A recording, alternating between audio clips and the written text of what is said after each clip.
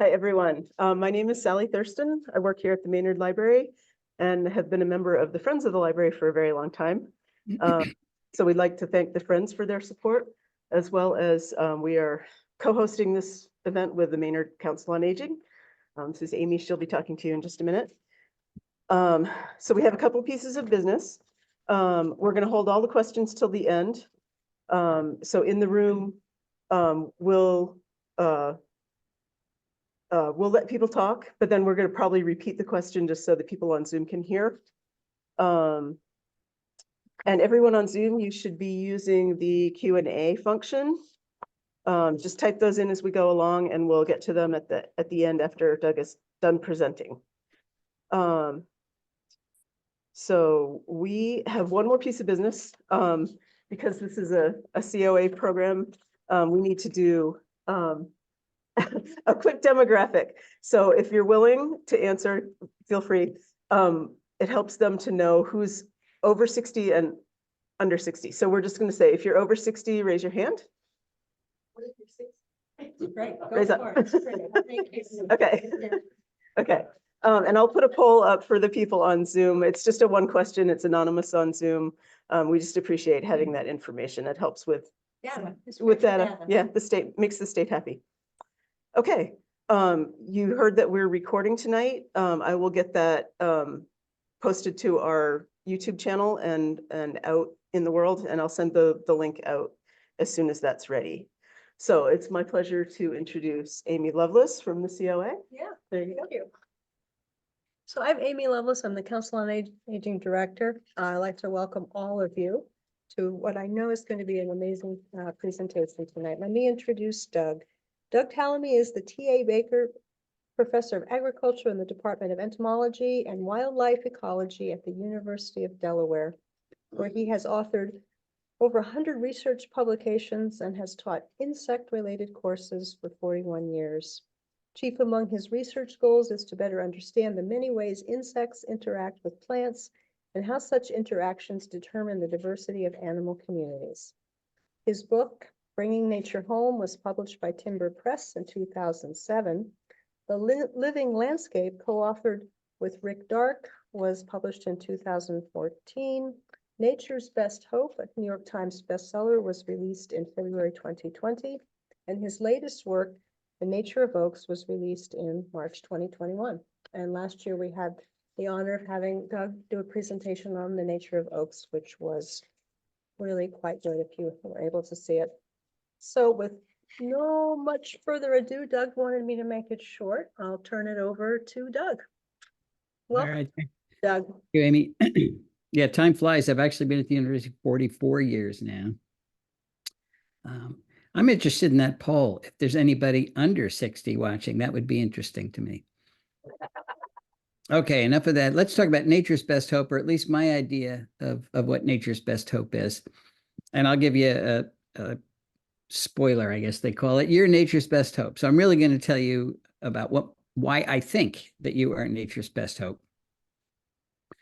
But before we do that, let's talk about what E.O. Wilson's idea of nature's best hope was. He, of course, it's the late E.O. Wilson. He died 2 years ago, the day after Christmas, and an extremely long, distinguished career at Harvard.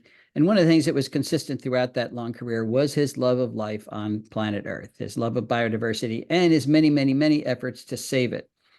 He wanted to save it not just because he loved it, but because he knew it was essential to human survival. So in 2016, he wrote this book, Half Earth, Our Planet's Fight for Life. And he had one simple message. If we're going to save life anywhere on planet Earth, we're going to have to save nature. We're going to have to save functioning ecosystems on at least half of the planet. A very bold statement. And he spent most of the book talking about the science that supports that very bold statement.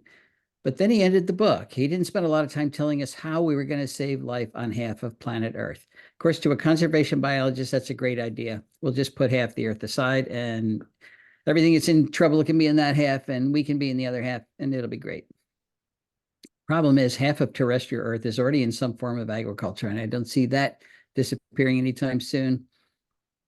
And we got 8 billion people with all of our roadways and airports and detritus in the other half. And we don't have a third half to put aside for nature. So how can we realize E.O. Wilson's dream? That's really what I want to talk about tonight. I think we can. But we need a new approach to conservation to do that. Before we talk about that new approach, though, let's talk about what happened in 2019 and then again this year. We had a very large oak mast. Members of the red oak group got together and decided to make their acorns at the same time. And this is what it looked like in a lot of places. Well, I'm easily entertained. So I took one of those acorns and I just stared at it.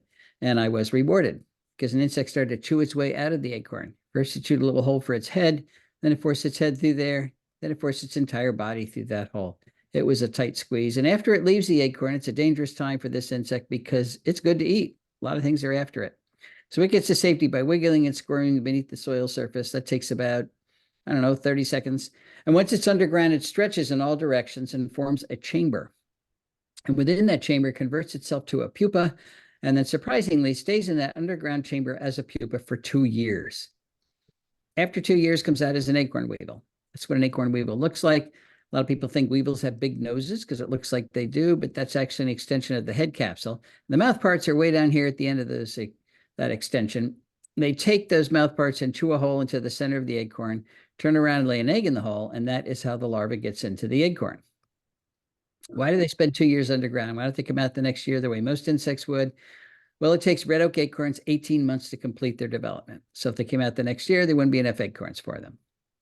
Of course, after they leave the acorn, it leaves a hole, kind of like a true vacuum, and you know that nature abhors a vacuum. And in this case, she's filled it with 3 species of temnothorax ants, tiny little ants where the entire colony lives in the holes made by acorn weevils after they have left the acorn. And if scouts find a new hole in a new acorn, they get all excited because their old acorn is falling apart. So let's tell everybody, it is time to move the colony. Grab the larvae, grab the eggs, move the entire colony into the new acorn. That takes about 30 minutes. Then they post a guard here, make sure nobody else comes in. And this is where they'll live for the next 2 years until this acorn falls apart. So what's my point with this little story? That's just one of literally millions of very specialized interactions, largely between animals and plants, that comprise the bulk of nature. This is another one, a relationship between jays and acorns. Jays are the primary disperser of oak acorns. They take an acorn, they'll fly up to mile and a half from the parent tree, then they tap it below the surface of the soil. And the object is they're going to go back in the wintertime and have something to eat. But for every 4 acorns they bury, they only remember where one is. So for every 4 acorns they bury, they've actually planted 3 oak trees. Specialized interaction between pileated woodpeckers and carpenter ants. That's what they rear their young on, carpenter ants. So you won't have pileated woodpeckers unless you have a lot of carpenter ants, and you won't have a lot of carpenter ants unless you have the big trees that make those carpenter ants. You won't have this bee, Andrena facilii, unless you have this plant, Facilia, this pollen. That's the only pollen that bee can rear its young on. And it turns out that pollen specialization is very common in our native bees. We have between 3,600 and 4,000 species of native bees, and over a third of them can only reproduce on the pollen of particular plants. You won't have the Baltimore checker spot unless you have white turtlehead. I could talk all night, all week, all year about native specialized relationships. What I want to focus on this evening, though, is that actually most of these specialized relationships, nature itself today is on the ropes. And it's on the ropes because we didn't take Teddy Roosevelt's advice. Way back in 1908, Teddy heard that the state of Arizona was going to mine the Grand Canyon. So he went to the canyon, stood on the edge, looked out over its wonderful scenery, and he said, leave it as it is. And with those 5 words, he started the process of creating the Grand Canyon National Park. Well, we didn't leave most of the country, particularly the lower 48 states, as they were. Only about 5% of the lower 48 that's anything close to its original pristine ecological condition. And that's because we have logged the country repeatedly. We have tilled it. We have drained it. We have grazed it. Got 770 million acres of rangeland out there. That's 4.5 times the size of Texas, dedicated to cattle. And of course, we paved it or otherwise developed it. We have straightened our rivers and dammed them. You could spell that any way you want. We polluted our skies and changed our climate for centuries to come. We've drained our aquifers. We've introduced more than 3,300 species of plants from other continents, many of which are running amok in our natural areas. In short, we've carved up those natural areas into tiny remnants of their former selves, and each one of those remnants is too small and too isolated to sustain the amount of nature that we humans need. Because again, it is nature that keeps us alive on this planet. So why have we done this? I don't know, but I suspect we thought that our nest, planet Earth, was so large we could foul it forever and there wouldn't be any consequences. But of course, we were wrong about that. And that's why we're seeing some pretty scary headlines at a regular clip these days, like the insect apocalypse is here. What does it mean for the rest of life on Earth? Talking about global insect decline. Followed by this one, North America's lost 3 billion breeding birds in the last 50 years. That's a third of our North American bird population already gone. Now, the UN is predicting that we're going to lose 1 million species to extinction in the next 20 years. And they made that prediction 2 years ago. So I guess it's the next 18 years now. It is a prediction, but it's one we have to make sure does not come to pass because those are the species that keep us alive on this planet. This is serious business. So I could go on talking about the pox that we humans have delivered upon the environment, as Shakespeare would say, upon all of our houses. But that's not what this talks about. This talks about a cure for that pox. It's a cure that'll take small efforts from lots of people like you and me, but those efforts to deliver enormous physical, psychological, and environmental benefits to everybody. Decades ago, Edwin Wade Teale said, we cannot make the world uninhabitable for other forms of life and have it habitable for ourselves. This is just common sense. Let's return briefly to this headline. The insect apocalypse is here. What does it mean for the rest of life on Earth? Well, back to E.O. Wilson. He told us what would happen if insects disappeared from the planet. And he did it way back in 1987 with this paper, The Little Things That Run the World. And again, his message was very clear. Life as we know it, depends on insects. And if they were to disappear, so would most of our flowering plants. And if most of our flowering plants went extinct, that would so drastically change energy flow through our terrestrial ecosystems that the food webs that support our vertebrate animals would collapse. The amphibians, the reptiles, the birds, and the mammals, they would all disappear. The biosphere, the living portion of the earth, would rot because we would have lost insect decomposers that rapidly turn over nutrients, and all we would have is bacteria and fungi. And of course, humans wouldn't survive any of those drastic changes. Well, there is good news, and that is that none of that has to happen. We can save our insects, we can save our birds, we can save nature itself, but we're going to have to change the way we landscape in order to do it. Why is that? Well, remember, humans are products of nature. We are totally dependent on the life supports that ecosystems provide. We call them ecosystem services, and this is just a few things that plants do every day that we depend on every day, like oxygen, pretty important. Plants are producing that oxygen. They're cleaning our water, slowing its journey to the sea where it becomes too salty to use. Plants build their tissues out of carbon that they have pulled out of the atmosphere from carbon dioxide, out of harm's way. They build their tissues out of that carbon, and then they pump the extra carbon that they fix through photosynthesis into the ground. And once it's in the ground, it's extremely stable. Plants are building topsoil, holding it in place. They're preventing floods. They're dampening severe weather. They're converting sunlight into food. If we lose our plants, we're going to have to eat sunlight, and we will lose weight. What do animals do for plants? They provide pest control services. They pollinate nearly 90% of our flowering plants. They disperse plant seeds. So designing landscapes like this that destroy the production of ecosystem services is just not a good idea. Never was a good idea, but today it's a terrible idea because of those 8 billion people that are demanding more and more ecosystem services every day. Now, we do have parks and we do have preserves, and they're doing the best they can, but we are in the 6th great extinction event the planet has ever experienced. So obviously it's not good enough. I think the solution is to start practicing conservation outside of parks and preserves on landscapes just like this. Now, there have been visionaries through the ages who have recognized that we humans needed to work on our relationship with planet Earth, and Aldo Leopold was one of the most eloquent. He wrote extensively in the first half of the 1900s. One of the things he said is the oldest task in human history is to live in a piece of land without spoiling it. There have been indigenous groups who have been able to do that for long periods, but our huge Western societies and our huge Asian societies are terrible at doing that.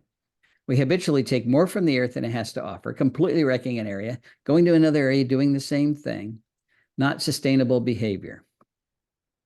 But Aldo Leopold had a lot of faith in humans. He believed we were capable of developing what he called a land ethic. He knew we had to use the land. We had to farm and lumber and graze and mine and do all of those things. But he believed we could learn to do them gently enough that we did not destroy local ecosystems. That's what he called the land ethic, and he wrote about it in the Sand County Almanac, his most famous book. What he didn't write about was developing a land ethic where we actually lived. And I'm not sure why that was, but I suspect the notion that humans and nature cannot live together. We cannot coexist in the same place at the same time. That notion was so deeply embedded in the culture of Aldo Leopold's day, still remains in our own culture. He may not have recognized it as an option. Well, what I want to argue this evening is that not only is living with nature an option, it is now the only viable option that's left to us. In the past, of course, conservationists worked pretty much exclusively where there weren't a lot of people. We now need to turn that on its head and practice conservation where there are a lot of people, because that's pretty much everywhere. And that means we've got to find ways for nature to thrive in human-dominated landscapes, not hang on by a thread, not get diminished every day, but thrive. Where should we start? Well, back to private property. 78% of the entire country, lower 48 states, is privately owned. 85.6% of the US east of the Mississippi is privately owned. Most of the country is privately owned. If we don't practice conservation on private property, we're going to fail. And let me remind you, failure is not an option.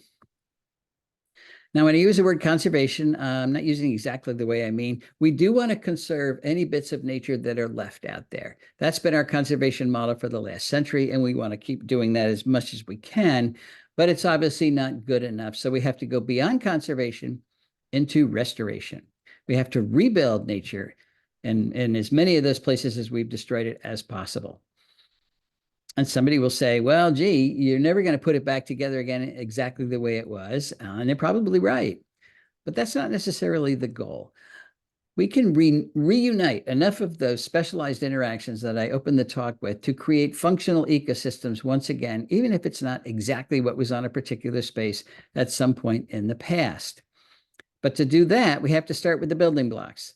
Not all species contribute to ecosystem function equally, so we have to start with the most important groups, and there's two groups we can't do without.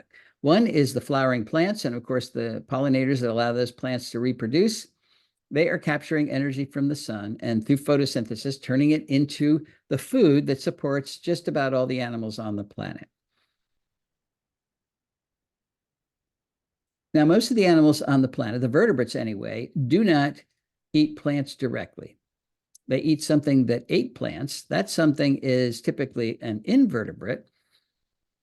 And it turns out not just any invertebrate.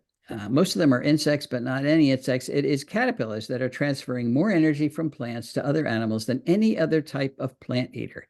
So if we don't design landscapes that have caterpillars in them, we're going to have failed food webs and eventually failed ecosystems. I'm going to use the Carolina chickadee as an example. That's the chickadee that resides at our house right here in Southeast Pennsylvania. If you go north, you've got the black-capped chickadee. If you go west, you've got the mountain chickadee and the chestnut-back chickadee. I think there's 6 species of chickadees around the country, and they're all doing pretty much the same thing. They're at our feeder all winter eating seeds, and we tend to think that that's all chickadees need is seeds. But actually, even in the wintertime, only 50% of their diet is seeds. The other 50% is insects and spiders, even in the wintertime. And when it comes time to reproduce, their babies can't eat seeds at all. And that's true for most of the birds out there. Babies cannot eat seeds. So they switch to invertebrates. And if they're in a healthy environment, they will rear their young exclusively on caterpillars. And they are not alone. 96% of our terrestrial birds rear their young on insects, and most of those insects are caterpillars. So something special about caterpillars. What is it? There's actually several things special about caterpillars, and one of them is that they're soft. So think of this guy as if he's a little sausage with a very thin wrapper. The sausage is the exoskeleton. It's made of chitin. It's undigestible. And because caterpillars are soft, you can stuff them down the throat of your offspring without fear of injuring them. And if you've ever watched a parent bird rear their young, they're pretty rough. Beaks like a plunger. They just stuff it down there. Caterpillars are also relatively large prey items. One medium-sized caterpillar is equal to the biomass of 200 aphids. Some of our smaller birds do chase aphids around, but do you want to chase 200 aphids or get one caterpillar? Caterpillars are nutritious. They're very high in fat, very high in protein, low percentage of chitin of exoskeleton compared to many other insects, particularly beetles. Beetles are not like little sausages. They're like little tanks. So much of a beetle is undigestible, and many beetles have really sharp edges too. Then finally, it turns out that caterpillars are the best source of carotenoids for birds during the breeding season. And I mention carotenoids not because I love organic chemistry, but because I'm a vertebrate. And you're a vertebrate, and birds are vertebrates, and we vertebrates cannot make our own carotenoids. Only plants make carotenoids. So we have to get our carotenoids from plants. And we have to get them from plants because carotenoids are essential components of vertebrate diets. Where are the birds getting their carotenoids from? From what they bring back, particularly during the breeding season, from what they bring back to the nest. But look, carotenoid content is not equally distributed among bird prey items. These first two bars here are types of caterpillars. They have far more carotenoids than other types of bird prey. Here are the adult caterpillars right here. The moths and butterflies themselves, they have far fewer carotenoids because they're not eating the green leaves. That's where the carotenoids are. And here's the earthworm way down here. So the early bird gets the worm, but he doesn't get any carotenoids when he gets the worm. And there's a direct correlation between how often a prey item is brought back to the nest and its carotenoid content. Caterpillars are brought back more than anything else, and they've got the highest carotenoid content, followed by orthopteroids, grasshoppers, crickets, katydids, and then everybody else is nestled down here. So those studies and several others are suggesting that caterpillars are not optional parts of most bird diets. They are essential parts of most bird diets. So let's just say most birds need caterpillars. The next question is, how many do they need? Is 1 or 2 enough? Or 1 or 2 a day enough?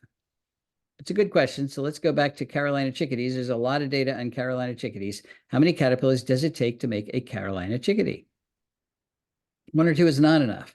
1 or 2 a day is not enough. It takes thousands, 6,000 to 9,000 caterpillars to get 1 clutch of chickadees to the point where they fledge, where they leave the nest.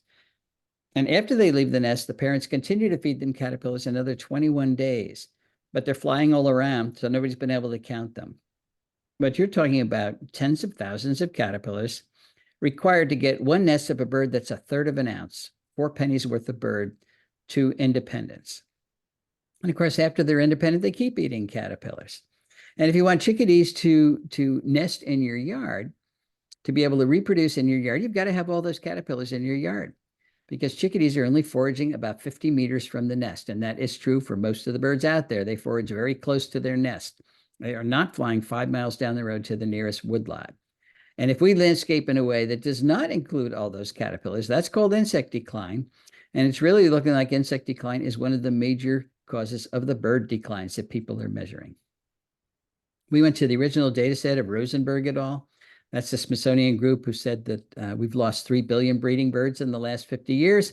And we divided the terrestrial bird species into 2 groups: the species that require insects, particularly when they're breeding, and the species that do not require insects when they're breeding. So things like doves and finches and crossbills can actually make a little milk out of the seeds they're eating.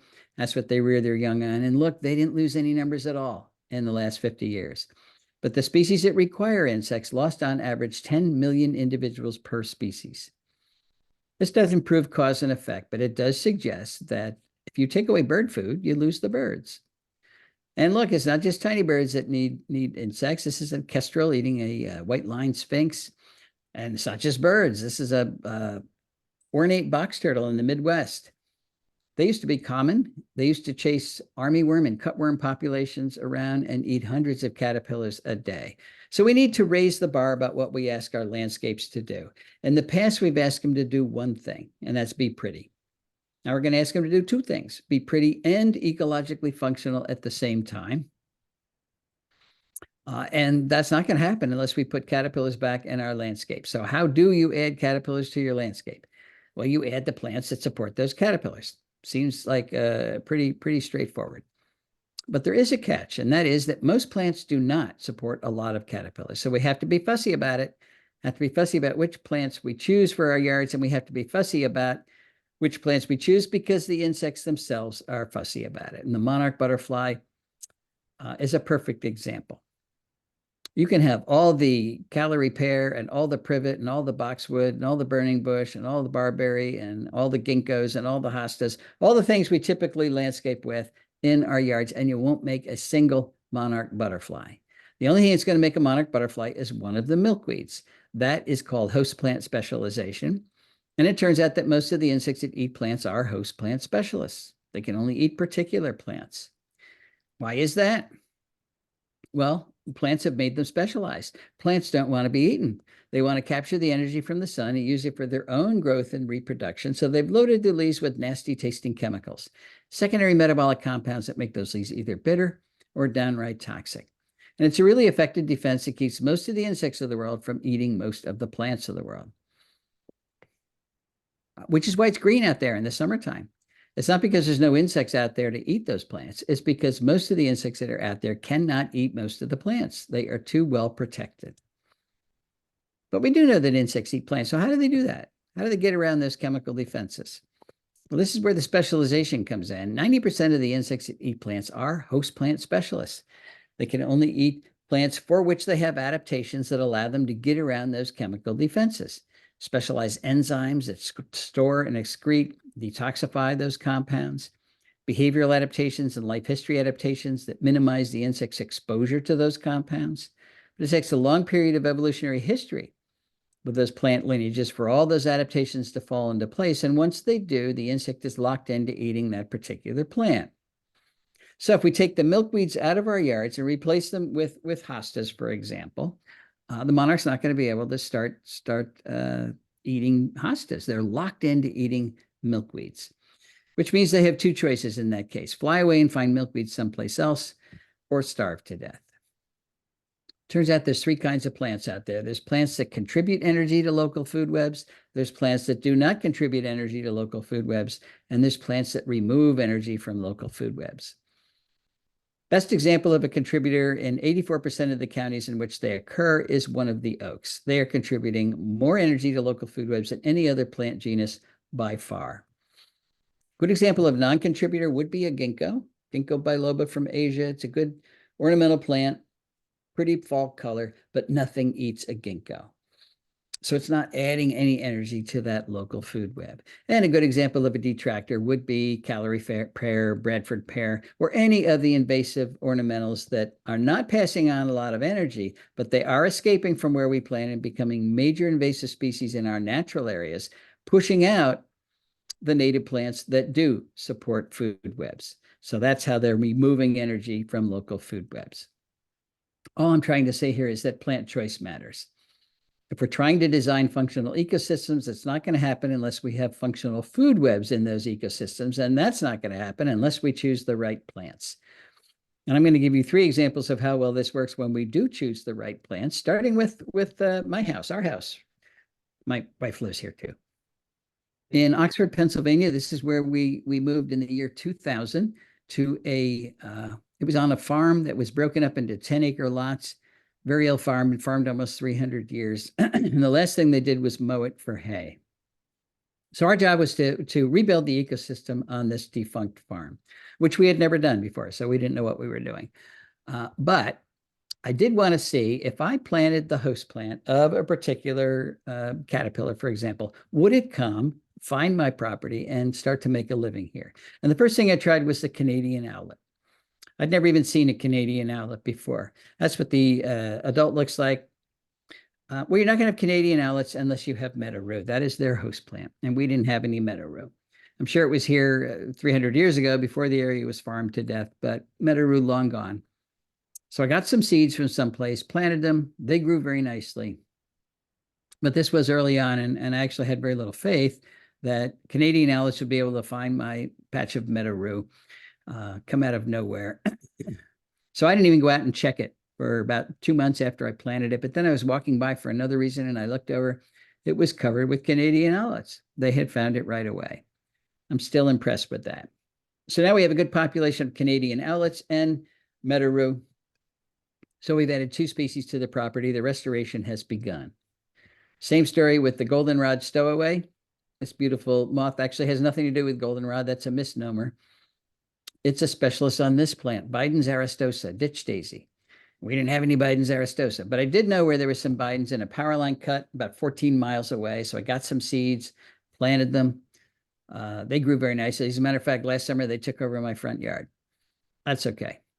Well, I had to wait a year for the goldenrod stowaway to find my patch of Bidens. They did. And now we've got a good population of both of those. So we've added 4 species to the property. Want to see if the hackberry emperor would come and make a living at our house.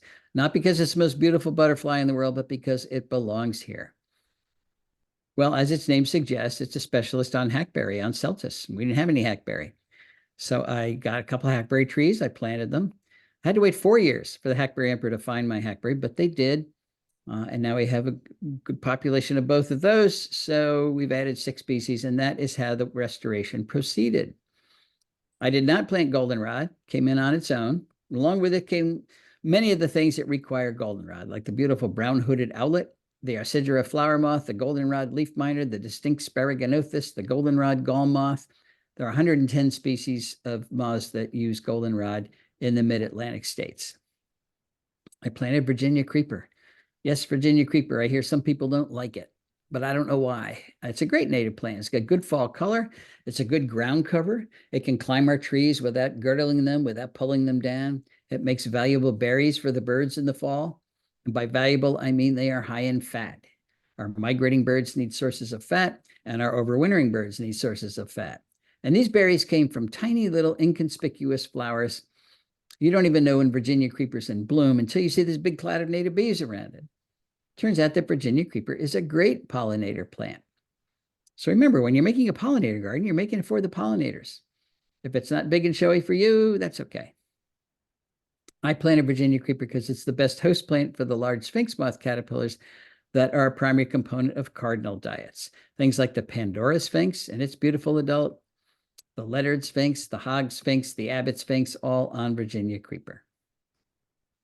Want to see if I get the double-toothed prominent to make a living in our house. Just because it's such a cool looking caterpillar. Looks like a stegosaurus. Well, it's a specialist on elm, particularly American elm. And of course, we didn't have any American elm. We lost it decades ago to the Dutch elm disease. But there are 2 big American elms at the University of Delaware that did not die. And every year they make a lot of seed. And so the second year after we moved in, I gathered up some seeds from the gutter, planted them. They germinate in 6 days. They grow very quickly. Today, those trees are over 80 feet tall. And yes, they brought in the double-toothed prominent American elm. Want to see if I get the evening primrose moth to make a living in our house because it's beautiful. I like beauty like anybody else. Well, as its name suggests, it needs evening primrose, and we didn't have any, so I planted that. The moth did come, spends the day with its head stuffed in the flowers. Sometimes it's crowded in there, but it's always very cute. And I planted lots of oak trees. Now, these are just examples of the plant lineages we put on our property, but I want to focus on oaks for a while because they are such important trees. This is the Bedford oak in Bedford, New York, Martha Stewart land. People argue about whether it's 400 years old or 500 years old. It's enormous. And I hear people say, I'm not going to plant an oak because I won't live long enough to enjoy it. And if you can only enjoy your oak when it's 400 years old, you're right, you won't. But if you can enjoy what your oak is contributing to your local food web, you can enjoy it right away. And I can say that with confidence because I planted most of my oaks as acorns, which means they were free, or 2-foot bare root whips, which means they cost $1.50 each. And immediately they started to call in the moths that create the caterpillars that run the food web at our house. Things like the solitary oak leaf miner, Juvenile's dusky wing, the yellow-shouldered moth, Suzuki's promolactus, the red-washed caterpillar, the yellow-vested moth, the orange-tufted oneida, the spiny oak caterpillar, the 2-spotted oak punky, the variable oak leaf caterpillar, the red-humped oakworm, the pink-striped oakworm, the hesitant dagger moth, the lesser oak dagger moth, the medium dagger moth, there's the greater oak dagger moth, the streaked dagger moth, the afflicted dagger moth, the crown bucolatrix, the orange-patched smoky wing, the white-blotched heterocampa, the oblique heterocampa, the red-line panapoda, the laugher, and literally hundreds more species of moths have come to the oaks on our property, and they come right away. This is a pin oak that's just popped its head above the leaves, and here's a caterpillar standing on the ground eating the leaves of that tree. You do not have to wait decades or hundreds of years for your oaks to start to contribute to local ecosystems. They will do it right away. Now, this is what a property looks like in the summertime these days. Taken from pretty much the same place I took that first picture. Just to give you an idea, we put some of the plants back. Still working on it, but my research has shown over the last many years, actually, that if you know the number of species of moths in your local food web, moths, not butterflies. Butterflies are bad-tasting, day-flying moths. And because they don't taste very good, they're not adding a lot of energy to local food webs. So if you know the number of species of moths, you've got a very good index of the stability of your local food web and the productivity of that food web. In other words, how many species is it supporting? So 7 years ago, I took it upon myself to try to take a picture of every species of moth I could find on our property. I am still at it, but I'm up to 1,267 species so far. Now we have 10 acres. Pennsylvania is 29.2 million acres. So on one tiny little sliver of the entire state, we've got 48% of all the moths that occur in Pennsylvania. And because so many of these are types of bird food, we've recorded 62 species of birds that have bred on our 10 acres. Not flew by, but bred. Why? Because we've got the bird food. Why am I telling you this? Well, this is another headline we see all the time. 2/3 of Earth's wildlife, according to the World Wildlife Fund, have vanished from the earth. I love the vanished as if it's a mystery. We've killed 2/3 of the wildlife on the planet. It's a terrible statistic, but I'm thinking, gee, not at our house. I am convinced we have increased biodiversity by more than 2/3. It wasn't that hard and it didn't take that long. We just put the plants back. What would happen if everybody put the plants back? We really could turn headlines like this around. But will it work on smaller properties? Let's say in suburbia.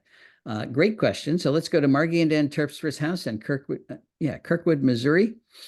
They have 0.6 acres, 18 times less land than Cindy and I have. They're in the middle of a development. Everybody's got the big lawns around them. When they moved into their property, it was choked with Amur honeysuckle, bush honeysuckle. So they got rid of that.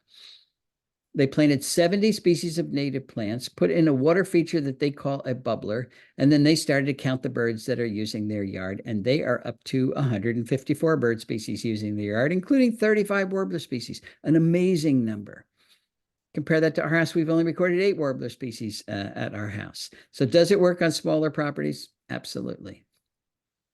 How about urban yards? Let's go to Pam Carlson's house in Chicago, and I mean in Chicago. Her property abuts O'Hare Airport. She has 1/10 of an acre, 3 times smaller than the average lot size in North America. She's not connected to any natural area at all. So she's a tiny island in Chicago. It's a pretty island because Pam is a native plant landscaper and she knows what she's doing. But she did the same thing. She got rid of her non-native plants, put in 60 species of native plants, including a water feature.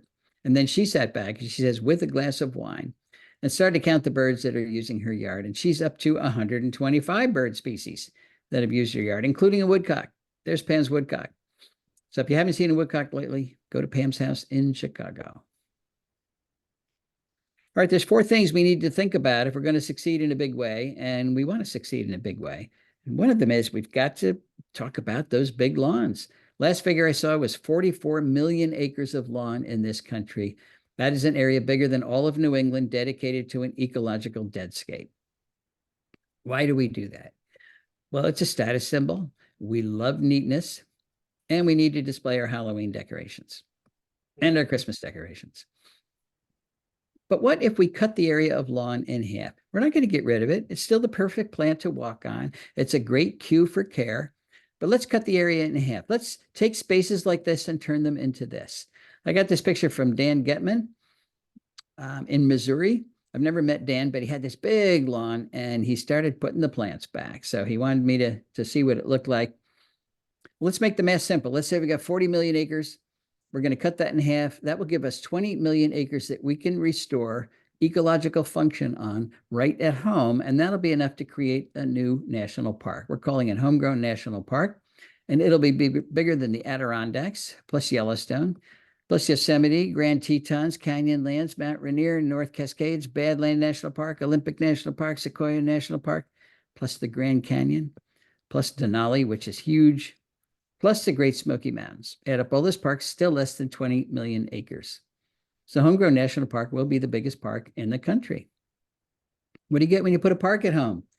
You get the opportunity to interact with nature right where you live. Your own time, your own pace. All you have to do is go outside or maybe just look out a window.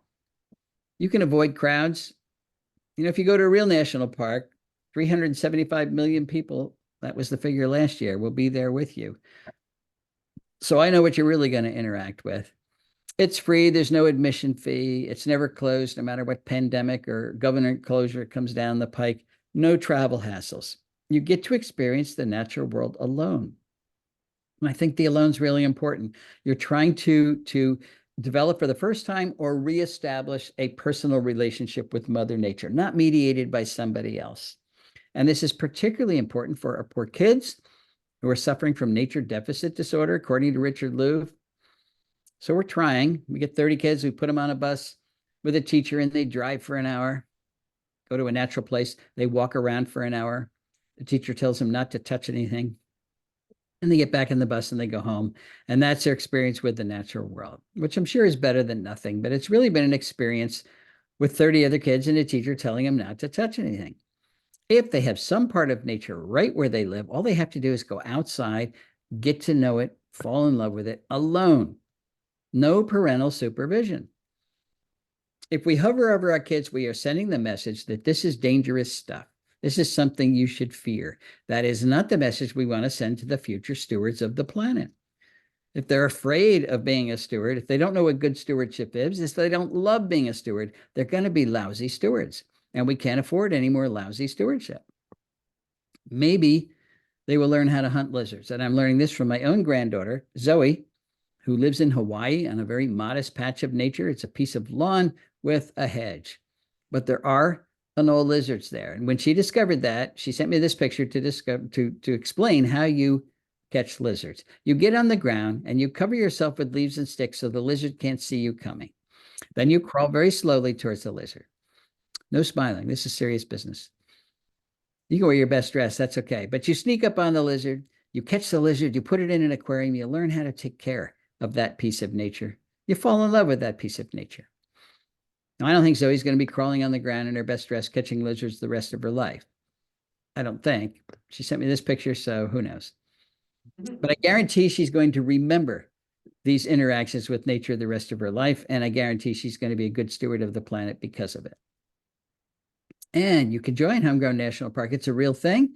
Go to our website, homegrownnationalpark.org, and register your property on the map. Very simple. You just put the location on the map and then the amount of area that you're going to be a good steward of. Maybe you really are going to reduce the area of lawn. Maybe you're going to plant an oak tree. Maybe you're going to put an aster in a flower pot. Doesn't matter how little the effort is. You're going to record that area, and then your piece of your county will light up and with a firefly. And you get to see how many other people have joined Homegrown National Park in your county. And the object, of course, is to get the message that we are all responsible for good earth stewardship. We want that message to go viral, and we want the whole country to light up. Canada gets to play too. What's our mission? We want to regenerate biodiversity by motivating millions of people to plant natives, remove invasive plants, and in doing so, reshape a relationship with nature. There are real ecological products associated with Homegrown National Park. One is a significant increase in biodiversity. And what's happened at our house shows just how resilient nature is really resilient. It will come back if we put those plants back. Measurable reduction in invasive species. 78% of the country is privately owned. If everybody got rid of the invasive plants just on their property, we'd be 78% done. We'd be 85% done in the East. Very good first step. Significant drawdown of atmospheric CO2. Lawn is the worst plant for sequestering carbon, but if we put anything else there, it's going to pull more carbon out of the air and help climate change. And it's also going to create viable habitat outside of parks and preserves. Any bit of conservation we do outside of a park is going to help conservation inside of a park. There are also really important sociological products that come from Homegrown National Park. And one is national awareness, not just of what the problems are, but what the solutions are and what our roles in those solutions are. We are trying to change the culture. We want people to recognize that nature's not optional. It's not there just for our entertainment. It's essential. It's essential for everybody. And I think that means everybody owns responsibility to sustaining it. We want to convert hope into action. Hope is good, but action's even better. And we want to merge the existing conservation organizations that are out there. Audubon and National Wildlife Federation, Wild Ones, all the land conservancies, they're doing wonderful conservation on private property. We want to get them all on the map so we can create one visual on our biodiversity map that tells us how well we're doing. Remember, we've got this 30 by 30 initiative. We're trying to save 30% of the country by 2030. That is not going to happen unless we record conservation on private property. Did I mention it was free? Homegrown National Park is free. You don't have to pay any. We're not trying to pull members away from these other organizations. We just want to record the successful conservation that's already happening. So we're going to shrink the lawn. We need to know what plants to put in the area that was once lawn. And I'm going to argue that some of them have to be what I'm calling keystone plants. Remember what a keystone is. It's a stone in the middle of the Roman arch. And if you take that stone out of the arch collapses. Well, if you take keystone plants out of your local food web, the food web collapses because they are making most of the food. Just 14% of our native plants, the keystone plants, are making 90% of the caterpillar food that drives those food webs. So think of the keystone plants in the ecological house that you're building as the 2x4s that support that house. They're the support system. You cannot build a house out of wallpaper, and that's what we've been trying to do for the last century. As I mentioned before, oaks are the best plant across the country, the top keystone plant in 84% of the counties in which they occur. In the mid-Atlantic states, they support 557 species of caterpillars, over 950 species nationwide. No other plant genus comes close to that. So how do you find out what the best plants are where you live? You go to Native Plant Finder on the National Wildlife Federation website, put in your zip code, and the ranked list of the most important woody plants and herbaceous plants in your county will pop up, ranked by the number of caterpillar species that they support. This is abbreviated because I ran out of room. So the old excuse of I don't know what to plant is just an excuse now. If you go to Native Plant Finder, you do know what to plant. So we're going to shrink the lawn. We're going to put in keystone plants. We're going to invite a lot of insects to our yard, and then we're going to kill them with our security lights, which is not the goal. Turns out light pollution is one of the major causes of insect declines around the country, and these are all the ways that lights are killing our insects. But this is good news, at least to me. It's good news because we have got to stop insect decline. Latest figure I saw is we lost 75% of our insects. They are the little things that run the world. If we can turn that around by flicking a switch, we're getting off easy. There are a lot of switches to flick, but there's a lot of us to flick those switches. Now, somebody's going to say, well, I can't turn the light out over my barn or over my garage or over my front porch because the bad man will come. Okay, put a motion sensor on it. So it only turns on when the bad man does come. And the first thing you notice is the bad man does not come very often. And if you don't want to do that, take the white bulb out of your security light and put in a yellow bulb. You can go to the hardware store and buy them. Yellow wavelengths do not attract nocturnal insects, particularly those moths. If we were to switch out our white bulbs for yellow bulbs overnight, we could save millions of insects. And if we use yellow LEDs, we could save millions of dollars as well. So we're going to shrink the lawn. We're going to use keystone plants. We're going to modify our light system. Then we're going to invite one of the mosquito foggers to come and kill all of our insects. This is a booming business around the country. And they say it's okay, because what they're fogging is a natural organic product, and they are correct. It is pyrethroids from chrysanthemums. So it's natural and organic, just like cyanide, which is natural and organic, just like ricin, just like nicotine. So being natural and organic sounds great, but may not be. They also say it only kills mosquitoes, and I wish they were right about that, but no. Not even close. Kills all the insects it comes in contact with, including our beloved monarch, which has its second smallest population this year, in case you haven't heard. This was the result of a mosquito fogging event on Kent Island in the Chesapeake a few years ago. My friend happened to be there. He picked up a handful of dead monarchs, but he said there were thousands on the ground. It was the middle of a migration event. And of course, it's killing all the pollinators that we're trying to save as well. If you really want to control, well, actually, the ironic thing is that mosquito fogging does not control mosquitoes. We're doing this for nothing. Actually, they are charging you to do it for nothing. You don't control mosquitoes in the adult stage. You control mosquitoes in the larval stage. It's too hard in the adult stage. You have to kill 90% of the adults to get good control. These guys kill between 10 and 50%. But we can control them in the larval stage using biological control with mosquito dunks. Get a bucket, fill it full of water, put in a handful of straw or hay, put it out in the sun for a couple of days, and build up the population of diatoms and algae. And that is what mosquito larvae eat. So this becomes an irresistible brew to any adult mosquito that happens to be in your yard. She will lay her eggs in your bucket. Then you go to the hardware store and you buy a sheet of mosquito dunks, $12 for a season's worth of control. This is Bacillus thuringiensis. It's a natural bacterium that only kills aquatic diptera. And the only aquatic diptera in your bucket is a mosquito larva. So you put a dunk in there, it will kill the larvae in a targeted, cheap way, which it will work if everybody does it. And you know what? This works as well. Get a fan, put it on your picnic table, turn it on, and you can sit in the directed breeze, and that keeps mosquitoes away. They won't fly into that. So you get to enjoy your yard without killing anything. The fourth thing we need to do is to landscape in a way, particularly under our trees, that allows caterpillars to complete their development. What do I mean by that? Well, this is just an example, but I live in Chester County, Pennsylvania, where oaks support 511 species of caterpillars.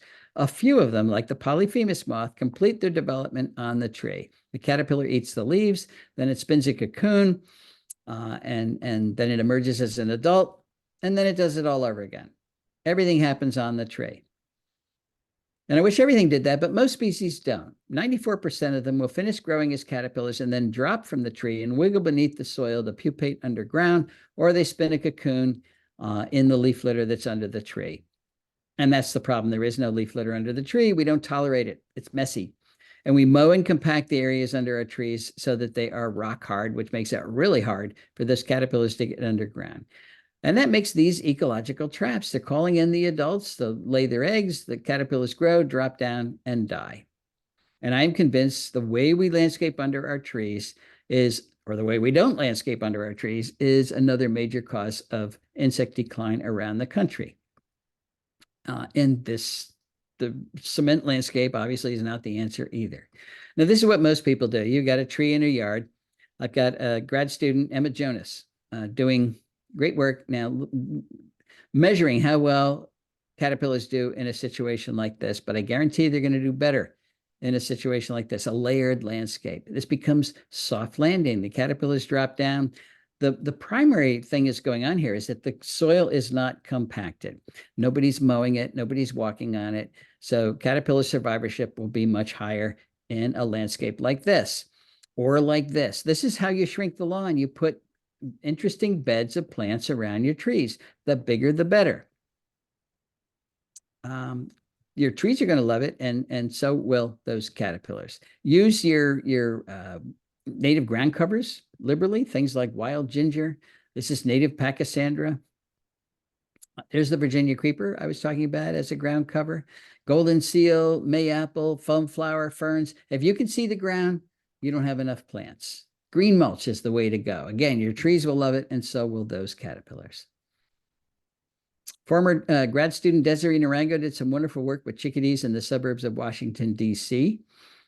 And her results suggest there's actually room for compromise in our plant choices, and compromise is a good thing. She had one simple question. How well do suburban yards that are landscaped primarily with native plants, how well do they support chickadee populations compared to typical yards dominated by non-native introduced plants? And when they're dominated by introduced ornamentals, they produce 75% fewer caterpillars. So right away, you reduce the amount of bird food by 75%. They were 60% less likely to have breeding chickadees at all.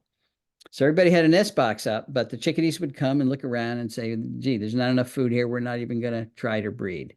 If they did try to breed, those nests contained 1.5 fewer eggs. They were 29% less likely to survive at all. If they did survive, they produced 1.2 fewer fledglings, and it took them 1.5 days longer to reach maturity. And if you put all that into a population growth model as a function of the percentage of non-native woody plant biomass in your yard, from none to 100%, this is what you get. This is dotted line here. This is replacement rate. This is the rate at which the chickadees have to make babies in order to replace the adults that die every year. If you reproduce at this rate, you have a sustainable population. It's not growing, but it's not shrinking either. If you make more babies than adults die, you've got a growing population. But if you make fewer babies than adults die, you've got a shrinking, unsustainable population. And that's what happens when you have a lot of non-native woody plant biomass. We looked at woody plants because that is where chickadees forage. Right here is where those lines intersect, liberally speaking, which means you can have up to 30% of your ornamental plants non-native without destroying the local food web. Now, we can't tolerate any invasives here. No calorie pear, no burning bush, no barberry. But there's a lot of ornamental plants that are not invasive. Remember Dan Getman? This is a ginkgo tree. I don't know if you picked that up the first time. Why does Dan have a ginkgo from Asia in his native planting? Well, Dan's wife likes ginkgos, and Dan likes his wife. So he's got a ginkgo in there. The question is this tree going to wreck the functionality of this yard? No, it's just there. Is it going to escape and become an invasive in the local woodlot? No, it's just there. I like to think of plants that are just there as if they're statues. So there you go. There's Dan's statue. If all of the plants were statues, Dan would not have a functional food web. But it's not the presence of those non-native plants that destroys those food webs. It's the absence of the productive native plants. So if we increase the percentage of these, we can tolerate many of these. Can we use native plants in formal designs? Of course we can. This is a Lynn O'Shaughnessy design taken by a drone 400 feet up. You don't get more formal than that, and every plant in that landscape is a native plant. Formality is a function of the design. It's not a function of the plants in the design. Our native plants are used in formal designs in Europe every day. They love them over there. So if Europeans can love our native plants, maybe we can too. Can we get a pollinator garden into a suburban yard like this without offending anybody? Of course we can. Put a little fence around it. It formalizes it. It tells your neighbor that this is not just a bunch of weeds you forgot to mow. It's pretty when it's in bloom. It's meeting the needs of several species of bees. It's not very big, could be bigger. But if everybody did it, it would help a lot. Help what? Help make pollinators. Why do we need pollinators? Well, the media will tell you because they pollinate a third of our crops, as if that's the only reason. It's also not correct. They pollinate about 1/12 of our crops. And I hear people say, well, I don't live next to a farm, so I don't need any pollinators. Forget the crop argument.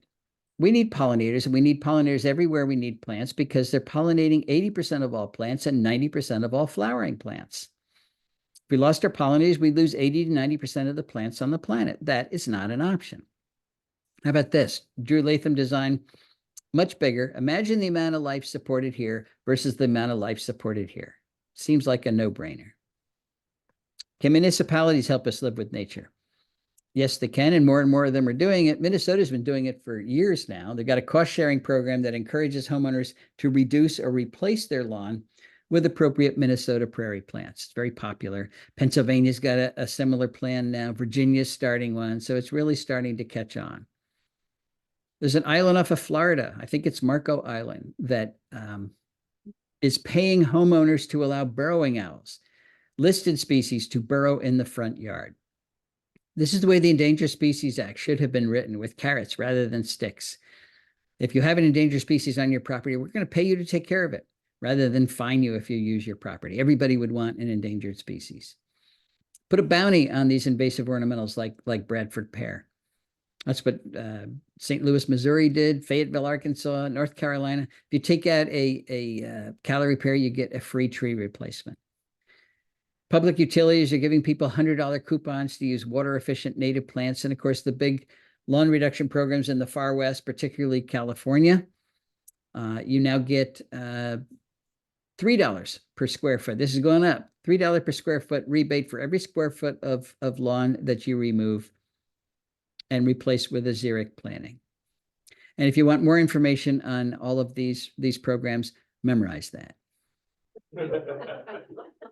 Okay, I think we made 3 missteps in the early years of conservation. And the first one's important. We're starting to think of nature as if it's optional.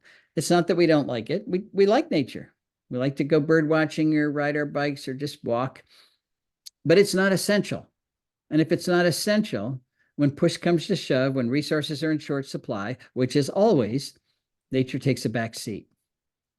I went to the Cincinnati Zoo before the virus broke out, and there's this wall-sized poster there, which to me epitomizes our society's view of conservation. We want to save nature, save wildlife so that future generations can enjoy it. That was Teddy Roosevelt's argument for expanding the national park system. Beautiful places, we want to save them so that future generations can enjoy it. And I get that, because nature is extraordinarily entertaining, but it's much more than that. We've got to save nature so that we have future generations. A little bit more urgent. We've also talked about the fact that we've assumed humans and nature cannot coexist.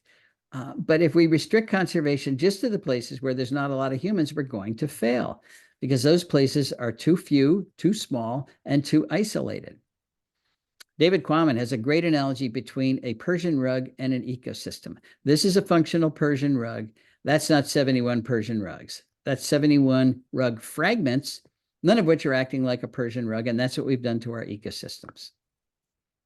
The UN designates biosphere reserves as places of ecological significance, and I don't like that language because it suggests there's places on planet Earth with no ecological significance. Not so. Every square inch of the planet has ecological significance, including our yards, including our corporate landscapes, including our roadsides, even including much of our agriculture. So we need to glue our rug back together again, folks. We got to put the plants back, not just to make biological corridors that connect viable habitats with each other, but to recreate viable habitats in all those places where we've destroyed them. The good news is this is starting to happen. It really is starting to happen. And when it does, it'll be the first time in modern history that we humans actually have coexisted with the natural world. Our third misstep is to leave Earth stewardship just to a few specialists, a few conservation biologists, a few ecologists. For some reason, we didn't see it as an inherent responsibility of everybody on the planet. But I don't know why, since every single person on the planet depends entirely on the quality of the local ecosystems. That is the life support they absolutely need. So why wouldn't everybody bear the responsibility of taking care of those ecosystems?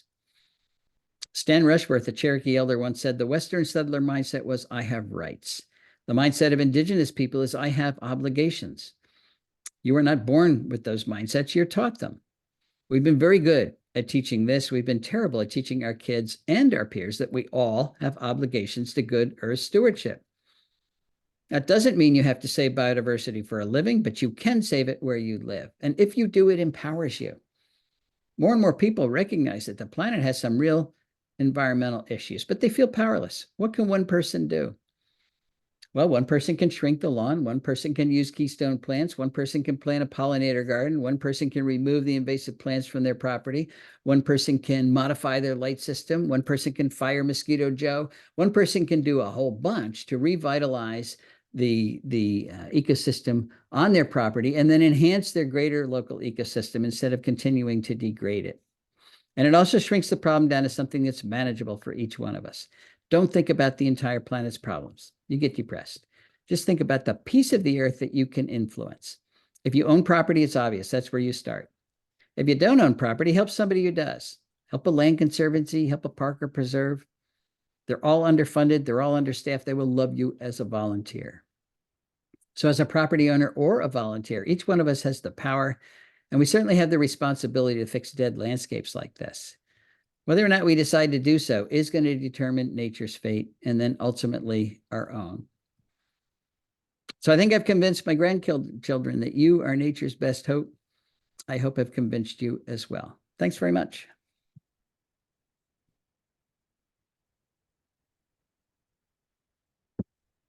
Doug, thank you. This has been a great talk. I want to point out to everyone on Zoom and in the room that we have a copy of Nature's Best Hope. There's also a children's edition upstairs on third floor. So you can go out and buy this so you have your own copy, or you can borrow it from the library. So let's get to some questions. Any questions in the room? In the meantime, we have some questions on Zoom. So let's start. I'm just going to start chronologically. The praying mantis is an invasive species that's eating all our pollinators. How do we control invasive species? Well, that's the Chinese mantid. We actually have several species of native mantis, particularly as you move south. But you're right, the Chinese mantid sits on flowers and catches honeybees and butterflies and other things, even hummingbirds. The easiest way to control it is to look for those egg masses that are glued to things like goldenrod stems and other things, and they sit there all winter long. So just cut off the little stem and put it in the freezer, and that'll be that. But controlling invasive species of all kinds is a major problem. It's so hard to control those invasive plants. It's hard to control the invasive animals too. Look at the spongy moth. Look at the emerald ash borer. The real solution is to not bring them into our country, but once they're here, it's a big challenge. I don't have a silver bullet for that. And everyone's case specific. So. Okay. So there's a question about a plant list. You showed us the one from National Wildlife Federation. Right. The question is, have you been using Dr. Robert, I'm going to say it badly, Giguere, his plant list to find plants for your yard? And do you have a list of plants that support caterpillars? Well, that's exactly what the native plant finder is. That list of plants is ranked by the number of caterpillar species that they support. So if you put in your zip code, the ranked list, and it's a much bigger list than I showed you, will pop up for your county. Because as you move around the country, those lists change. But you're right. It depends on where you live. You can ask Google, what are the best plants for even county specific or your ecoregion. And there are countless lists out there. So our list is at the genus level because that's where most host records are. Other plant lists are at the species level, and that can be even more useful. Okay. There's a question, actually two questions about light pollution. Saying our neighborhood has too much light pollution. How do we get the town involved in this movement? Most of the pollution is coming from town street lamps. Yeah. The Dark Skies Initiative, those people are doing wonderful work with that. And they can, if you have a group near you, talk to them and they will talk about what they've already done. There are things that the township can do. They can change out the frequency, the wavelengths of the bulbs in the streetlights, push them towards the warm wavelengths. The yellower, the better. The redder, the better. If you want to live in a red light district, it won't bother the animals at all. Have the shields on the lights facing down. That's a really important step so that the lights are angled down instead of up. That will help a lot as well. So the time to do this is when a township is actually changing its light system, and some of them are, that is the time to update it and make it environmentally friendly. But again, contact your local Dark Skies Initiative group, and they'll help you out. Okay, great. What are your thoughts on agricultural restrictions regarding how they help stop development? Well, we need agriculture. I know people say we need development, but what would happen if we developed the entire planet? We're all doomed. We cannot grow forever. So the capitalistic economic model of perpetual growth is going to doom us all. We have got to get control over our growth because the planet is not growing. So as long as there are people here, we're going to need agriculture. We're going to need to eat. So protecting ag land makes good sense to me. But there's a lot of things we can do in agriculture that will boost the biodiversity value of those ag fields without lowering yield at all. So yeah, we want to protect our farmland, but we also want to increase its biodiversity value. Okay, is there any questions in the room? Go ahead. Is it possible to get a copy of the presentation tonight? We've recorded Doug, would you be willing to share slides? Sure, but can't you share the recording? Is that? We can share the recording. Would that work for you, or do you want the? If I just give you the slides, there's no voice with it, so the recording would be much better. Okay. I can pull the link out if it's the National Wildlife link that you're interested in. I'll put that in the email that goes out to everyone. You know what? We just asked, if you wouldn't mind, restating the first misstep of the three. Did you get that, Doug? Can you Right. restate the first misstep of the three? What was the first misstep? My brain is fried here. Coexistence? Whether or not it exists. That was the second. Okay, coexistence is second. This is a quiz. Sorry. I was just gonna glance through the slides. Here. Here we go. We're backing up. Thank you. Thank you. Oh, by the way, they're the links in case you're interested in that. I'll show them again at the end here. That's 3. Yeah, our first, oh yeah, we think nature's optional. We think it's just there for our entertainment. That's the first one. It's not. It's essential, and we need to start treating it that way. The second is that we think we can't coexist, but that's the only path forward is to coexist because we're everywhere and we can't get rid of nature. We've got to start to share our spaces. And then the third one is that we think it's just the job of a few specialists. No, it's everybody's job. Good earth stewardship is everybody's job.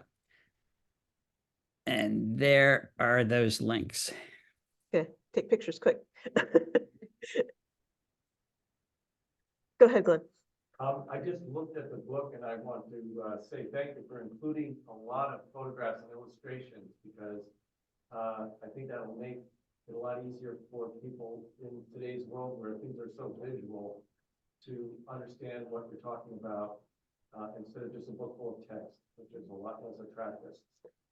The other challenge that I think we have where I live in my house is getting too busy and we kind of let the lawn go and let it instead of mowing it, but we got a lot of strange looking things coming up. We weren't sure if they were native or not. But the problem is time during the day when my partner's a full-time job and I'm being like a house husband and all that, and it's difficult to have enough time to go out there and figure out what the plants are, rip out the grass and all that sort of thing. And yet we're certainly not going to hire a landscape company because they'll do normal things like just mow everything down and put chemicals and all that kind of stuff. And I'm just, what do you do? Is there a middle ground somehow? You know, what we need is to fill an empty niche, what I call ecological landscapers, so that you don't hire a typical landscape company. You hire these guys. They will know what to do. They will know what plants to put in. They will know how to use lawn as a cue for care. They'll know how to do it tastefully so that you don't get thrown out of your neighborhood. And you can go about your busy life. Most people do not garden at all. They just hire somebody. So I want to train, you know, a nation's worth of ecological gardeners, and they can be the standard instead of the mow, blow, and go guys. If I understood your question correctly. And that's starting to happen. There are people that are putting out their shingles that know what they're doing. You mentioned that in the book? I probably mentioned that we need it, but you know, somebody sent me an email the other day there, and they've actually got a program up and running where they are training these people. It's local, but we've got to expand it to a national program. Thank you. Okay, couple more. One is for me. Yes, we are recording this talk. It will be on YouTube. I'll share that with everyone that registered. Okay, and can you talk a bit about the impacts of climate change and especially the issue of phenological mismatch, plants and invertebrates? Do you have thoughts on how to plant areas to make them more resilient and address these issues? Yeah, you know, climate change, that's the other big environmental issue we've got. We've got biodiversity crisis and we've got climate change. It is forcing mismatches. It seems to be worse in Europe than in the US. By mismatches, you're talking about plants leafing out or flowering earlier than they used to. And the mismatch is typically between migrating birds rather than the insects that follow the plants. The insects are pretty good at following the plants. So if they leaf out early, the insects emerge early and they're there. But if the birds come too early or too late, then they miss that all-important insect meal, particularly in the spring. It is caterpillars that fuels those migrations. So phenological mismatches can be a terrible problem. Moving plants around, trying to guess what's going to happen, though, that's called assisted migration, and I'm not a big fan of that. The planet is not warming gradually in a very nice and warm and fuzzy way. What is happening is increased environmental variability.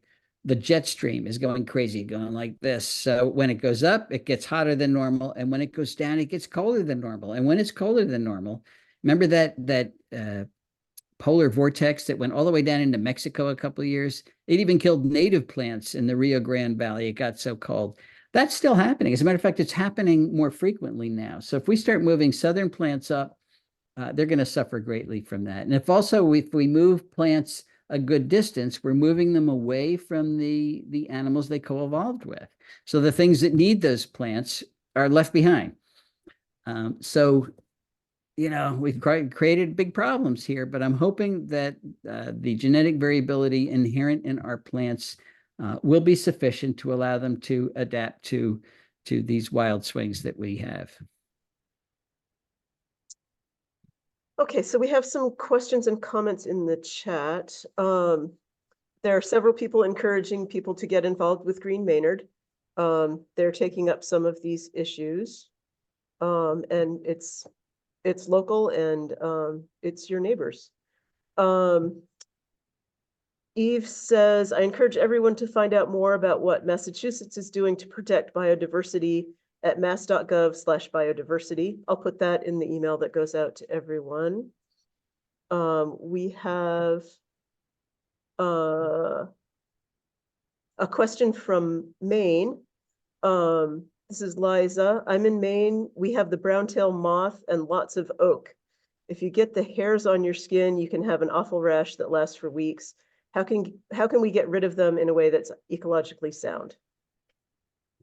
Well, the brown-tail moth and the satin moth and the gypsy moth, which is now the spongy moth, all these things have been brought in from Europe. They're actually related to each other. The best option has been biological control, which has been very difficult, hasn't been that successful yet. I know for gypsy moth, a fungus made its way over, and when it's cool and wet, that breaks out and controls the spongy moth really well. Brown-tail moth has been a much more localized issue.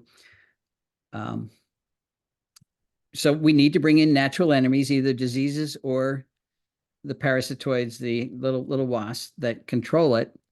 It's not just going to go away on its own, and that's a challenge. You need funding for that. I don't know if anybody's working on biocontrol of brown-tail moth. Okay. So Leslie's saying in the chat, it took lots of, and she lives in town, it took lots of complaining, but I got the street light outside my house switched out to a much less bright bulb. Complain, complain, complain, and don't give up. Good. Okay. So they switched one bulb. Why don't they do that for the whole town? You save electricity. Well, I guess we all have to start complaining. There are a couple more resource suggestions. Mass.gov/biomap. Take a peek at the local layers. I'm not quite sure what that means, but I bet if you go out and see that, it will become obvious.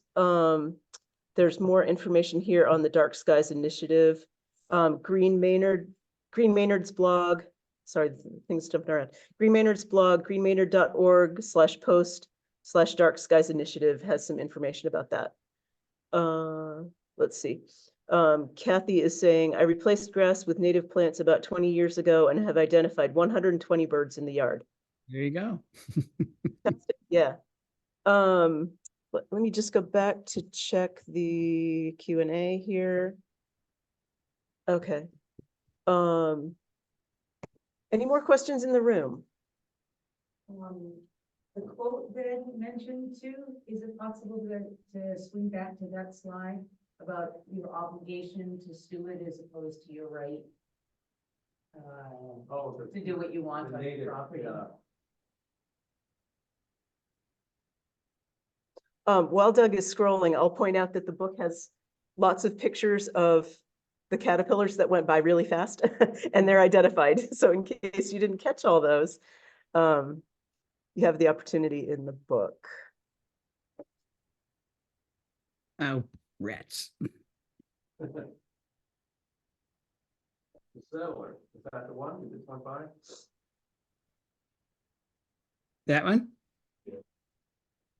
No, Uh, yeah, no, there was one after that, I think. Yes, Yeah. And Westworth, but Western settler mindset. is right after that. Hold on. Sorry, there you go. There you go. this is it? Sit there for just a moment. Oh, I could just take a picture. Yeah, why don't you just take it, we're gonna take a picture of that.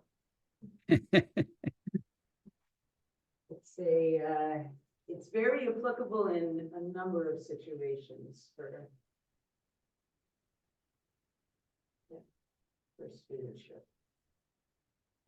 Thank you very much. I would- All right. Oh, never mind. Okay, so yeah, there's a question about the resources in the chat. I will capture those and send them out when I send out the link to the video. And we have a lot of thank yous, Doug.